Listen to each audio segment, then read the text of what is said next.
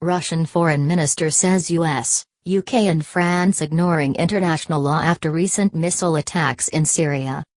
Sergey Lavrov, the US is trying to divide Syria. Lavrov and his Turkish and Iranian counterparts discussed how to end Syria's war, Gregory Ducker, Reuters. Sergey Lavrov, Russia's foreign minister, has accused the US of trying to divide Syria while ignoring international law by launching missiles into the country. Lavrov made the accusations on Saturday while meeting his Turkish and Iranian counterparts in Moscow following their talks on the 7-year Syrian war, which has killed hundreds of thousands of people.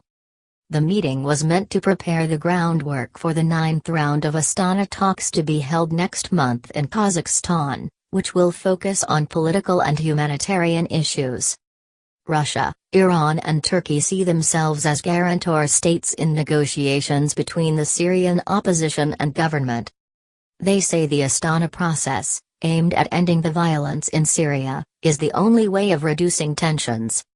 Reformat in Middle East. At the meeting, all three ministers agreed Syria must remain a sovereign and whole entity. American statements about supporting the territorial integrity of Syria are only words that, apparently, cover plans for reformatting the Middle East and plans for dividing Syria into parts, Lavrov said, adding Russia, Iran and Turkey will work together to ensure that won't happen. Watch, UN tries to restart Syria talks after regime advances, 251. While we are building options for peace, some of our other colleagues are trying to destroy the results of our joint constructive efforts, not even following the international law like in the recent operation of the US, UK and France against Syria, Lavrov said. The joint attack on April 14 targeted suspected chemical weapons infrastructure following an alleged gas attack by government forces on the formerly rebel-held town of Douma, outside Damascus. Lavrov said the US-led missile strikes on Syria seriously aggravated the situation. Destructive to peace.